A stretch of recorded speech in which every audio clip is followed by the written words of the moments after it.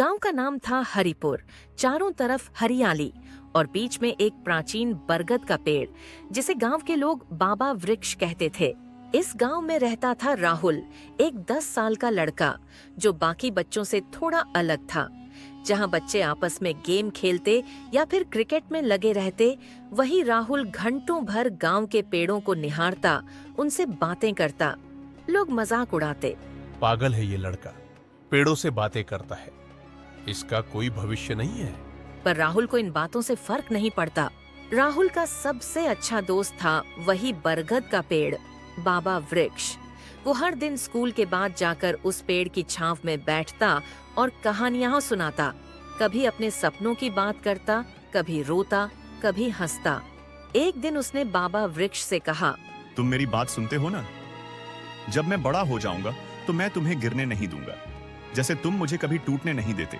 एक हल्की हवा चली, जैसे पेड़ ने मुस्कुराकर हामी भर दी हो।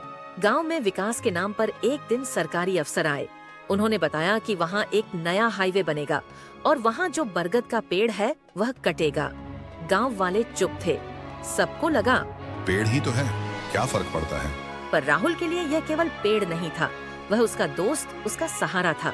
राहुल ने विरोध किया, लोगों से कहा, अगर ये पेड़ गिरा तो हम अपना इतिहास, अपनी जड़ें खो देंगे। गांव वाले बोले, बेटा, पेड़ से पेट नहीं भरता, सड़क को शहर से जोड़ेंगे तो काम मिलेगा।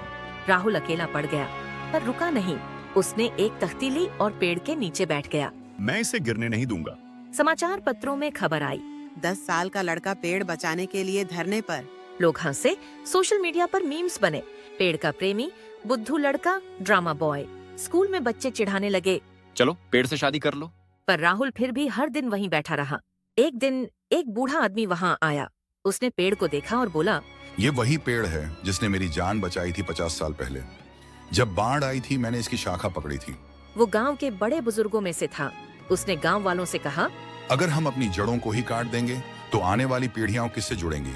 धीरे धीरे गांव के लोग राहुल के साथ जुड़ने लगे, उस वृक्ष को बचाने के लिए। सरकारी अफसर फिर आए और इस बार उन्होंने देखा कि पूरे गांव ने पेड़ के चारों तरफ मानव श्रृंखला बना ली थी।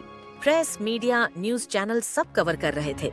जनता का दबाव देखकर सरकार ने फैसला लिया कि सड़क का रूट थोड़ा बदल दिया जाएगा, लेकिन पेड़ नहीं कटेगा। समय के साथ राहुल बड़ा हुआ। उसने पर्यावरण विज्ञान पढ़ा और एक सफल पर्यावरणविद बना। आज राहुल पूरे देश में वृक्ष संरक्षण का संदेश देता है, पर वो कभी उस पेड़ को नहीं भूला। 40 साल बाद राहुल अब 50 साल का हो चुका था। वो फिर उसी गांव लौटा। बाबा वृक्ष अब भी खड़ा था, थोड़ा झुका, थोड़ा पुराना, पर अडिग। राहुल ने पेड़ से लिपटते हुए कहा, देखा बाबा, मैंने वादा निभाया, तुम्हें कभी गिरने नहीं दिया। एक धीमी हवा चली।